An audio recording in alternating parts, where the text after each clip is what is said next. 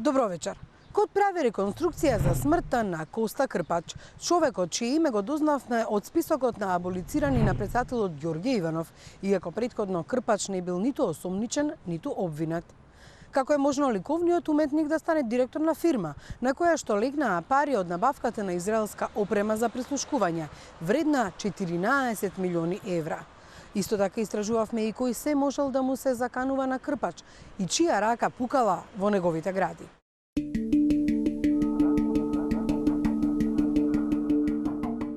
Сончево време, многу луѓе на улица, подготовки за празникот. Одеднаш на улицата кај цветниот пазар се слушаат истрели. Доаѓаат од правец на зградата, кој излегува на улицата Народен фронт. Се слуша звук на куршуми и како проектил пробива Лим.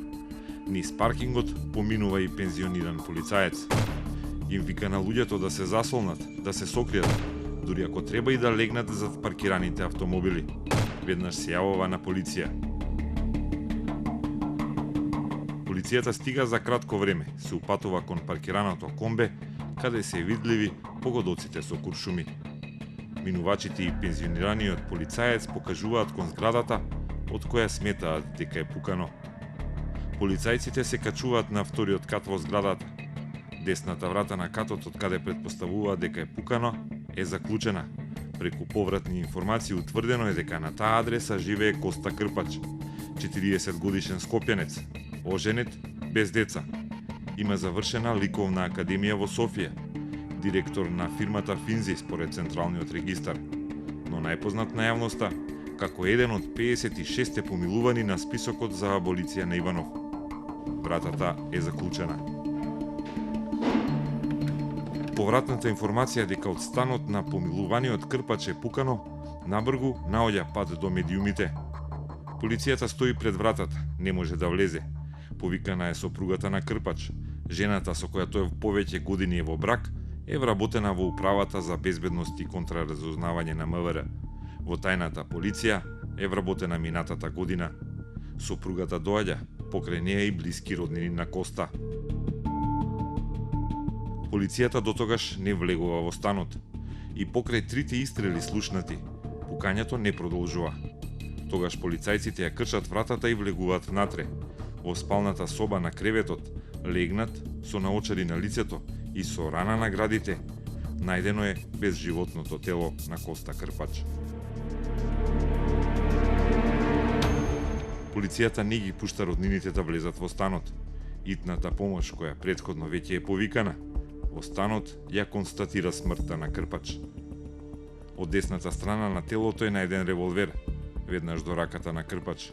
Застреланиот е облечен во панталони, има две мајци на телото, чорапи на стапалата. Не си избричил најмалку 2 дена. Доаѓа обвинителка од Скопското обвинителство, повикан е тим на Институтот за судска медицина и погребално комби. Сведоци тврдат дека во близина на зградата се видени и неколку вработени во специјалното обвинителство. СЈ е на 100 метри од местото, а тие биле собрани кај блиската бензинска пумпа на Макпетрол, кај Автомото Сојузот, откако веќе медиумите ја објавија смртта на Крпач. Откако е фотографирана позицијата на телото на Крпач и додека се снима увидот, првата обвинителска наредба е застреланиот да биде однесен на обдукција. Првично е утврдено дека на телото има прострелна рана. Куршумот од револверот поминал низ телото. Проектилот е најден дури откако телото е однесено. Куршумот бил во душекот од спалната соба, на која е најден мртвиот Крпач. Не се направени заеднички фотографии со застреланиот и со најдениот куршум во креветот, затоа што телото веќе било однесено на судска медицина.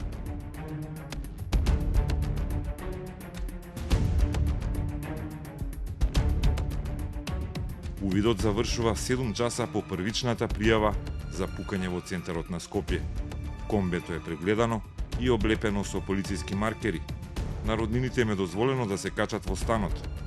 Полицајци кои биле внатре, на своји непознаници меѓу насобраните граѓани и им објаснуваат дека во станот било лом, но не кажуваат дали и колку крвави траги имало внатре. За смртта на помилуваниот Коста Неколку медиуми објавија иста вест. Крпач е жртва на тортурата на СЈО. Председателската аболиција не ја спомнаа како причина за трагичниот крај. Денот завршуваше, ама отвори многу прашања. Главното беше како Крпач умре? Го убил ли некој? Или се самоубил како што првично се слушна? И се уште нема одговор. Револвер марка Смит & Весон, американско производство, калибар .357 или приближно куршумите се широки околу 9,1 мм во основата. Пиштолот е сопственост на застреланиот, наследство од неговиот татко. На него имало траги, неколку капки од крв која според анализите е од починатиот Крпач. На пиштолот се најдени мали наноси со папиларни линии, отпечатоци кои според она анализа што можела да се изврши врз нив, биле отпечатоци на Крпач. Во буренцето на револверот има место за 6 куршуми. При пукањето со револвер, чаурите остануваат внатре. Балистичката анализа утврдила дека внатре имало 4 чаури од исто толку испукани куршуми. Во петото лежиште имало еден неиспукан куршум, а последното место било празно. Револверот има силен отклон при пукањето. Големиот калибар и разорната сила на овој вид оружје барат стабилна и цврста рака за пукање, посебно за прецизно. Најпрецизно и најдобро се пука кога револверот се држи со две раци. Полицијата извршила и контролни гаѓања со револверот најден во станот на Крпач. Телото на Крпач било легнато на спалната соба. Од десната страна до раката лежал револверот. Раната била на средина на торзото. Скопското обвинителство добило обдукционен наод во кој стои дека раната има правец благо надолу и благо во лево. Извори од истрагата тврдат дека со наодот е утврдено и присуство на антидепресиви во крвта. На грбот имало излезна рана. Силниот револвер направил брз продор низ телото и создал речиси идентична излезна рана како и влезната. На една рака имало нанос од барутни честички. Барутни честички имало и на телото и околу раната, но и на облеката. Чудниот распоред на барутните честички предизвикал обвинителско барање за дополнителни анализи.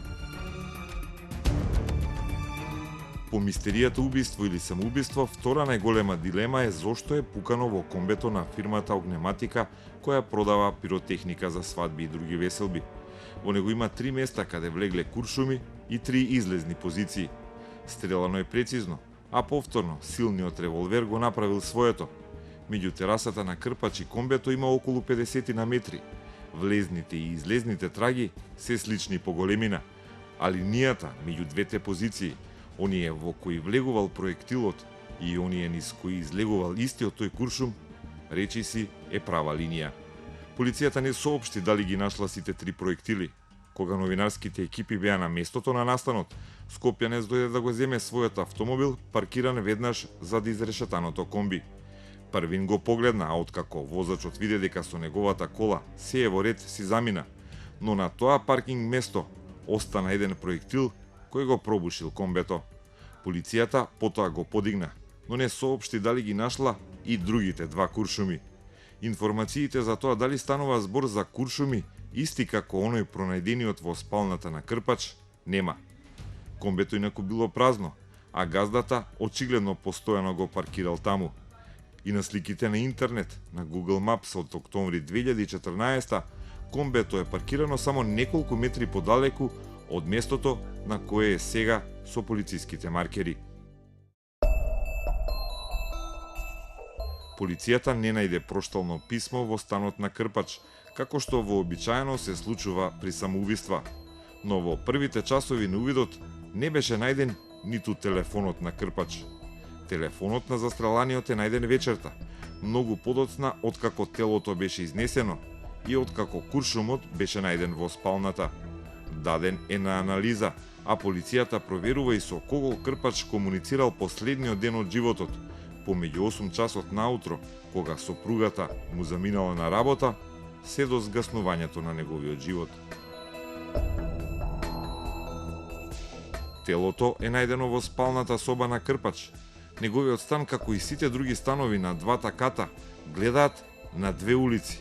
Од една страна, кон булеварот Кирил и Методи, од каде е паркингот со изрешетаното комби и од каде снимаат телевизиските екипи.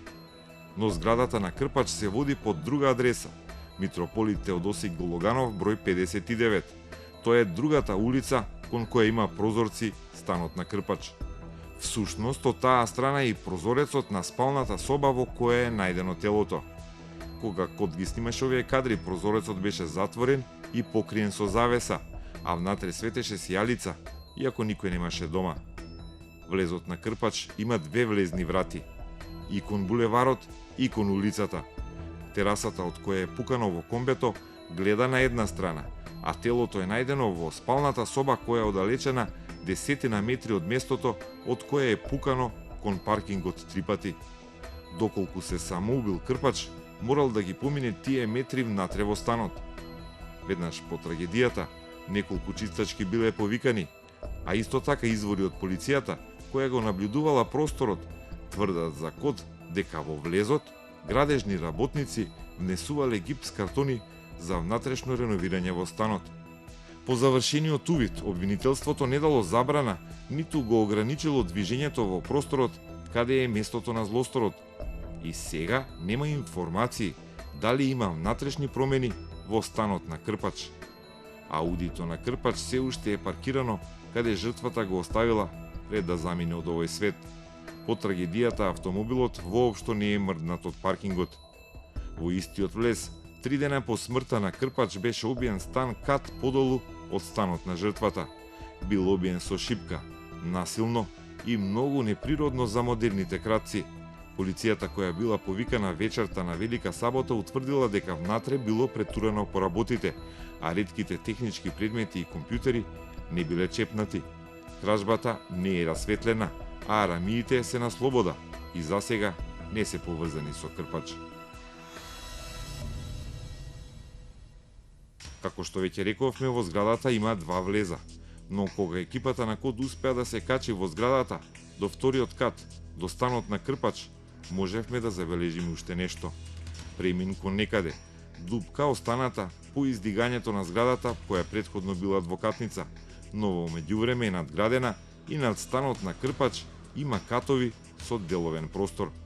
Не успеавме да провериме дали преку оваа дупка е можно да се премине во другиот влез на зградата или кон повисоките бизнис простории и да се излезе од некој трет влез без никој во овој влез да забележи. Полицајците кои го обезбедуваа местото на настанот, веднаш по пукањето на еден од насобраните граѓани, му рекле дека наводно имале информација како е забележан физички добро развиен маж, како излегува од зградата со многу влезови. Тој детал од полициските претпоставки досега не е споделен со јавноста, ниту е кажано дали се разработува со истрагата. Лесно и за влегување и за излегување. Официјалниот влез на зградата во која живеел Коста Крпач е на улицата Теодосик Гологанов спроти бугарската амбасада.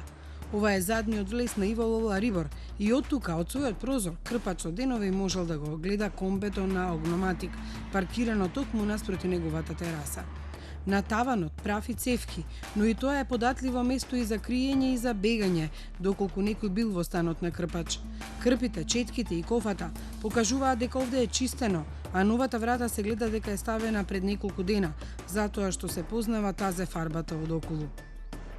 Терасата на станот број 5 во кој живеел Крпач е веднаш наспроти паркингот, но тој доколку испукал од терасата кон комбето, потоа морал да отиде на другата страна од станот во спалната, таму да легне на креветот и да се застрела во градите, со револверот вперен во себе, но истовремено да го држи со двете раце, а со едната, десната, да го повлече орозот. Криминалистите за Кот не исклучуваат можноста некој да му го стави пиштолот во рацете на Крпач, да го намести прстот на орозот и да пукне во градите. Овој заклучок следи заради нејаснотиите околу распоредените барутни честички на торзото од Крпач, но и поради фактот што најчестите самоубиства се или во главата или во слепоочницата. Од друга страна, ако некој го извршил убиството, има барем 2 начини да побегне од зградата: преку вратата која излегува на улицата Митрополит Теодосик Гологанов или преку таванот, веднаш над станот на Крпач.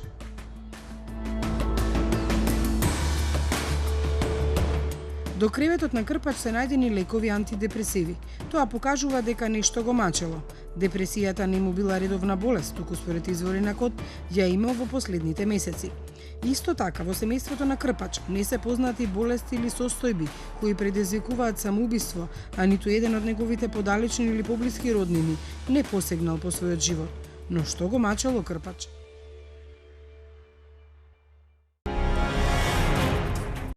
Комбето во кое е пукал Крпач се уште стои на паркингот спроти неговиот стан. Нејасно е зошто пукал во него. Меѓутоа, за разлика од тоа што ова комбе не е ниту поместено, а на него се уште се гледаат трагите од крушумите, неговиот стан е целосно реновиран. Кот истражуваше како Крпач станал директор на Финзи Доел.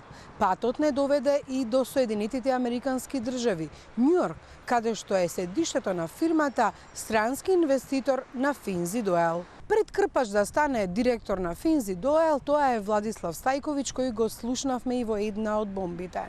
Но што го мачело Крпач? Што станало со парите легнати на сметката од израелската опрема? Колку сето ова влијаело на неговата смрт? Иако Крпач е погреба, неговото име се уште стои во јавните книги на Централниот регистар. Тој е управител на фирмата Финзи Доел, фирма која е основана на 18 август 2009. Регистрирана е на адресата Митрополит Теодоси Гологанов број 59, домашната адреса на Коста Крпач, кој според Централниот регистар се уште е управител на Финзи Доел. Фирмата е собственост на друга странска компанија, но со исто име – Финзи LLC од американската држава Њујорк. Претходно, управител на фирмата бил Владислав Стајковиќ, уште едно лице од масовната аболиција на Иванов. Стајковиќ бил директор до 2011, а потоа избришан. Неговото место го зазема Крпач. И двајцата имале исти, неограничени овластувања во внатрешниот и надворешниот промет. Фирмата е регистрирана за дејност, останати услуги со информатичка технологија и компјутери. Но има една голема разлика. Кога фирмата е регистрирана со директорот Стајковиќ, паричниот влог е само 5000 евра. Ама последниот извештај од Централниот регистар изваден по смртта на Крпач покажува дека Финзи има паричен влог, односно основачка главнина од цели 130 пати повеќе евра, односно 650.000 од европската валута. Во бомбата објавена на 1 април минатата година, што СДСМ ја нарече опрема за прислушкување и милионски провизии, во разговорот на Сашо Мјалков и Светлана Костова го споменуваат името на Владко Владислав Стајковиќ, кој до 2011 бил директор на Финзи, фирма за информатичка технологија и компјутери. Ништо, нека не пуштаат ништо, дека не ги добиеме овие пари. Со тоа јас на Владко му реков, во моментот кој ќе биде готово се да ми каже, за да знам јас на време. Нема Владко само чека пари и он треба Не, Владко да ми каже дека парите стигнале кај него. Да. Океј. Владислав Стајковиќ е брат на Небојша Стајковиќ, за кој има податок дека е член на одборот на директори на Македонски телеком АД Скопје. Во исто време работел и како помошник министар во Министерството за внатрешни работи. Зошто се повлекол Стајковиќ, а на негово место дошол Крпач во Финзи, за сега е нејасно.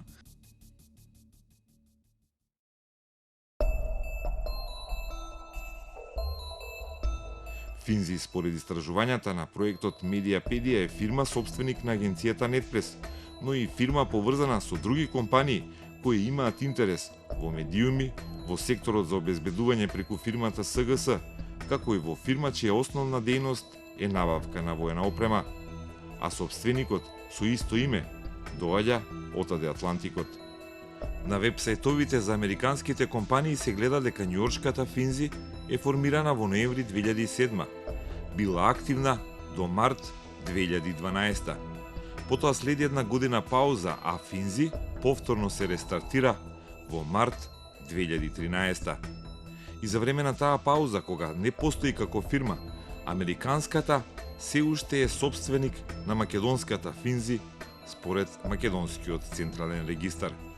Со повторното регистрирање, сега е сменета адресата на Финзи во градот Албени, затоа што се преселила и адвокатската канцеларија Колбис. Сега е на Вашингтон авенија, наместо на улицата Стейт, но тој податок воопшто не е променет во влошката на македонската Финзи во Централен регистар. Под телефонски стапи во контакт со Колби Саторни, компанијата собственик на канцеларијата, каде е регистрирано американското седиште на истоимената фирма Финзи. Ни кажа дека тие само ги пополниле формуларите за регистрација на компанијата Финзи за $160, а не можеа да посочат имиња на собственици.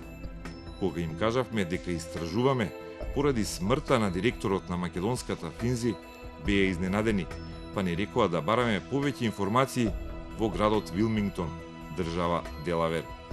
Таму е компанијата American Incorporators, која помага на заинтересирани да отворат американска компанија. Од оваа компанија е побарано Колбис да ги пополни основачките документи за Финзи. Се јавивме во Делавер, но тамошните представници се правдаа со заштита на своите клиенти и не ни дадоа никаков податок за нивните имиња. Собствениците на Финзи сами ќе одлучеле дали може да ни дадат податоци.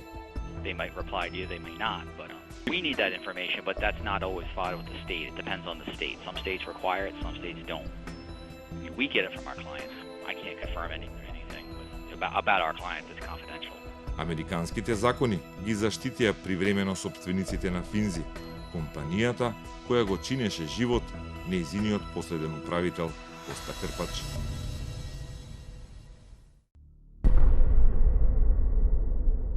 Специјалното обвинителство ги следело трансакциите на Финзи во периодот кога Крпач е директор, но има две верзии за тоа дали е тој подсомнеш или е сведок. Според едната, Крпач сам дошол во специјалното обвинителство, откако дознал дека неговата фирма е под истрага и дека се барани документи од Централниот регистер. Таму имал неколку средби и доброволно дал информации поврзани со работата на Финзи, но додека траеле распитите според извори на КОД, тој напоменал дека му се вршени притисоци од различни лица кои знаат за сделката со израелската опрема. Тоа биле посредници, а не директните актери во сделката, велел Крпач. Но тој ниту побарал, ниту му доделиле некоја физичка или друг вид на заштита. Истрагите се вршени пред Иванов да ја објави аболицијата, а во тоа време СЈО дало налог за претрес на станот на Крпач, каде пронеде и одзема 7 компјутери и други материјали. Барањето за претрес специјалното обвинителство го упатува до судот, а претресот, според специјалното обвинителство, се врши не само на осомничени, туку и на други лица. Од тука многу е веројатно Иванов да го видел името на Крпач доколку судот му го проследил, па така го ставил на списокот за аболиција. Но има уште една дилема. Крпач официјално не е прогласен за заштитен сведок од страна на СЈО, веројатно поради страв да не биде откриен неговиот идентитет, доколку процесираат барање за заштитен сведок. Но од друга страна, според законот, лицето за кое се води истрага е лице подсомнеш, доколку не се нагласи или побара да биде сведок. Така Крпач се нашол помеѓу два огна. Едниот, оние кои евентуално му се заканувале и вршеле притисок да молчи за трансакциите од и до Финзи. Другиот оган е распитот во специјалното обвинителство, каде се води истрага за израелската опрема. Има непотврдени информации дека во последните месеци се вршени трансакции од Финзи кон бугарски фирми, но тоа не е потврдено. Неговото име не е во тефтерот на началникот на петата управа Горан Грујовски, кој СЈО го пронеде при претрес, а каде се наоѓаат некои имиња поврзани со истрагите кои ги води СЈО. Но за сега ништо од ова не дава одговор. Чија рака пукаше во неговите гради? Неговата или онаа на законувачите?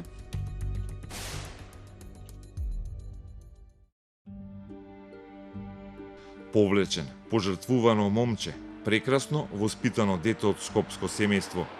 Ова беше описот за Коста Крпач кој можевме да го чуеме од неговите колеги, од неговите пријатели и соученици уметници.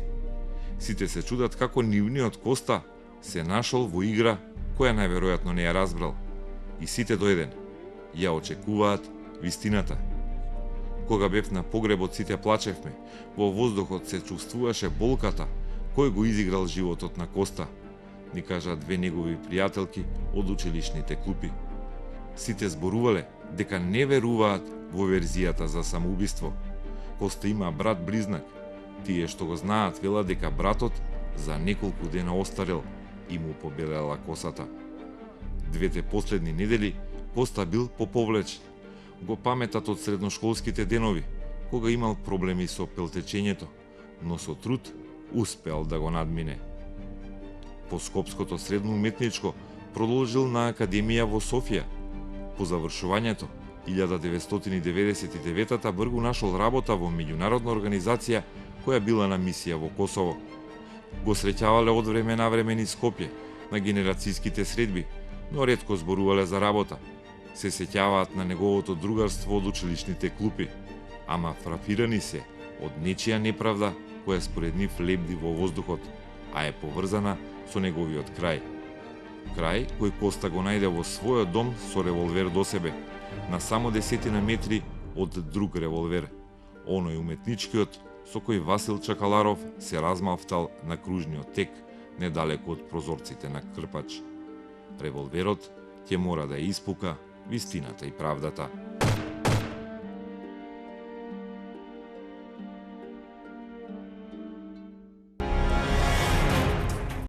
Израелската влада никогаш не донира обука, опрема или пари на друга разузнавачка служба. Доколку тоа се случи, ќе биде објавено јавно, вели за Код аналитичарот Сем Вакни, кој додава дека израелската влада не е вообичаено да учествува во корупција или мито. Еве го целото интервју што Миомир Серафиновиќ го сними со Вакнин. Господине Вакнин, може ли да ни објасните како оди трговијата со оружје и со опрема за безбедносен сектор во Израел, односно како е поврзана со израелските институции и со израелските компании и фирми кои произведуваат и продаваат таква опрема? Israel exports $7.5 billion US dollars a year in military, homeland security, counterterrorism and communication equipment. About 1.6 billion of these 7.5 go to Europe. So Europe is a small market for Israel. The vast majority of the sales go, believe it or not, to the Middle East and to Asia. All of these sales are subject to a document that is published once a year, and it is called the Defense Export Policy Document. The document is composed by representatives of the Ministry of Foreign Affairs and the Ministry of Defense. And the document is then published and distributed among all the companies in Israel that deal with these subjects, of course. There is a single agency in Israel called SIBAT. SIBAT is an acronym which means the Department for International Cooperation and Assistance in Defense Exports. SIBAT is a subdivision of the Ministry of Defense. Anyone who wants to export anything that has or can have any military or police application must obtain license from SIBAT and a specialized export permit. If you export equipment or software without a license and without the export permit, you go to jail for a minimum of 7 years and your company is closed down and all your income is confiscated, including your personal assets. So, in the last 30 years, there has been only one single case like that. If you apply for an export permit, you appear in front of a committee. The committee reviews your product to make sure that it does not contain secret technology that Israel does not want to release, that it does not contain American technology, and that it accords with the national interest and national security of the State of Israel. The committee then gives its decision, and based on the decision you get a license and an export permit. If the equipment contains American technology, the second stage is to apply to the State Department. The State Department in the United States must approve the sale. So for about 40-50% of all Israeli sales, we need American approval, or we cannot export. Once the product or the software have been approved for sale, usually the company approaches someone called an approved intermediary. An approved intermediary is a person who used to be in the army, retired army officer, or used to work for the Ministry of Defense, or used to work for SIBAT, for this agency. He registers with the Ministry of Defense and with the Ministry of Foreign Affairs. There is a special registry of approved brokers, approved intermediaries. These individuals receive a special certificate, a special identity card that allows them to broker or to intermediate the sale of Israeli military equipment and software to third parties. The Ministry of Defense itself never sells things directly. No worker of the Ministry of Defense goes around selling Israeli military equipment. Once the deal is concluded, Israeli company usually pays a commission. A commission is paid only to the approved representative, to the approved intermediary, to the broker. Дали Израел има пракса да донира воена опрема? Israel donates sometimes equipment, sometimes training, and sometimes money to other intelligence services, to police services, and to homeland security authorities all over the world. These donations are public. They are published in a special report at the end of every year. The amount is published, the recipient is published, and explanation what was done with the money is also published. Because Israel is obligated. Once it had made a donation, Israel makes it a condition that it supervises what is made with the money. So there is no such thing as a secret donation. Можно ли е да се случи израелска компанија да понуди мито, односно да отпочне процес на корупција со одредена земја или одредена служба во друга земја за да продаде безбедносна опрема, односно оружје? Very rarely, Israeli companies pay bribes and engage in corruption.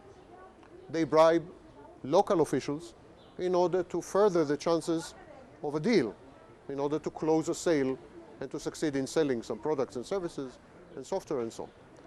These bribes are also reported, actually, in the books of the companies. They are reported. If the company is registered publicly, they're actually published. The thing is this. Almost all Israeli companies sell products and services in the United States.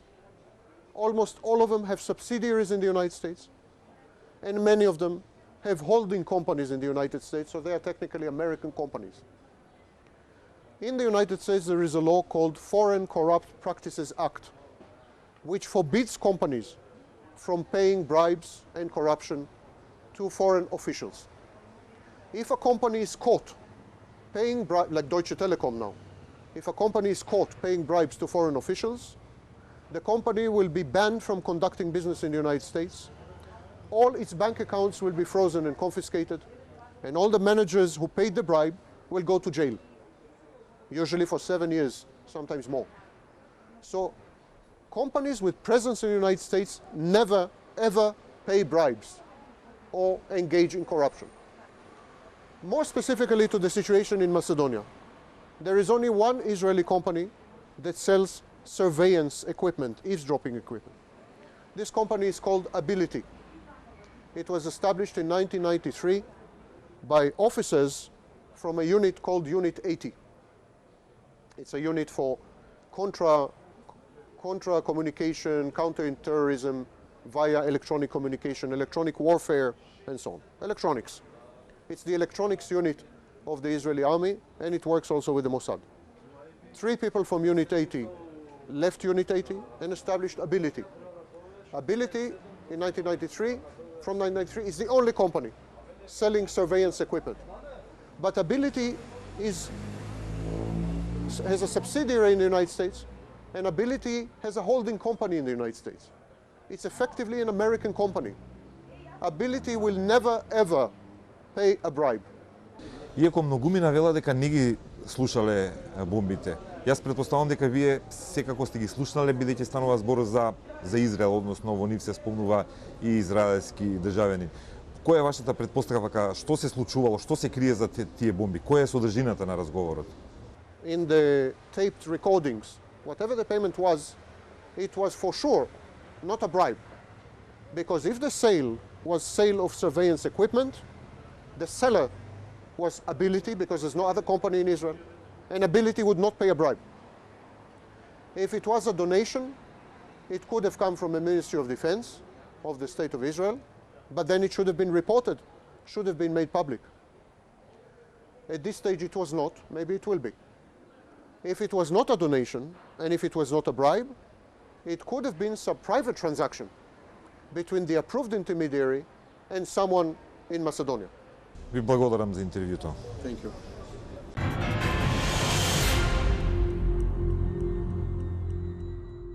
Каде ја вадите полисата за регистрација на вашето возило? Седно? Повеќе не. По Винер осигурување, со секоја полиса добивате вредни подароци. Бонус со секој зелен картон, подарок патничко осигурување. Екстра бонус со секој каско, подарок комплет патослици. Со Винер осигурување, секогаш добивате најмногу. 15 999.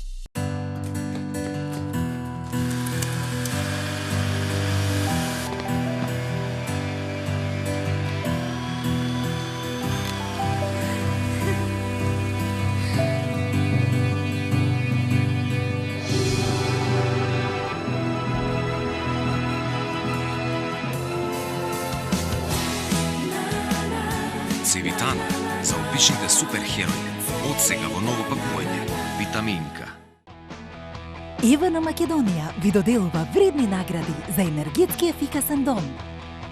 Ажурирајте ги вашите податоци во Евана Македонија и играјте за вредносни ваучери од 100.000 или 30.000 денари за целосно опремување на домот. А дел од корисниците може да добијат и сет за енергетска ефикасност. Проверете дали сте добитник на evana.mk. Евана, секогаш тука за вас.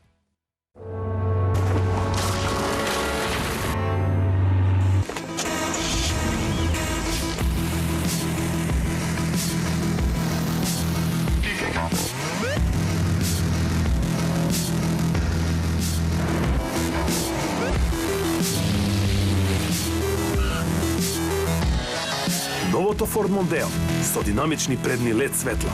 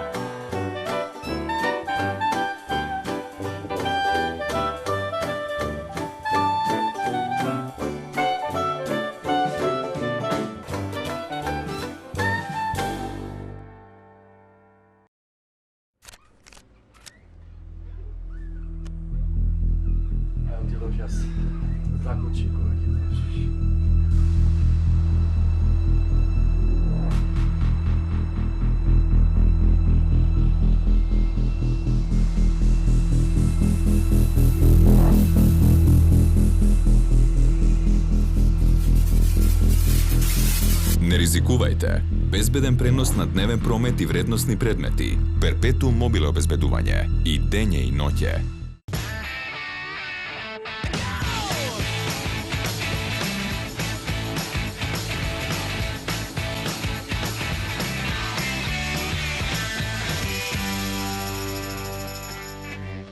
I said, are you gonna be my girl? Уште многу мистерии остануваат непознати околу смртта на Коста Крпач. Одговори не даваат за сега основното и специјалното обвинителство за околностите на неговата смрт. Коти понатаму ќе истражува. Ви благодариме што и вечерва бевте со нас, се гледаме на исто место и во исто време идната недела.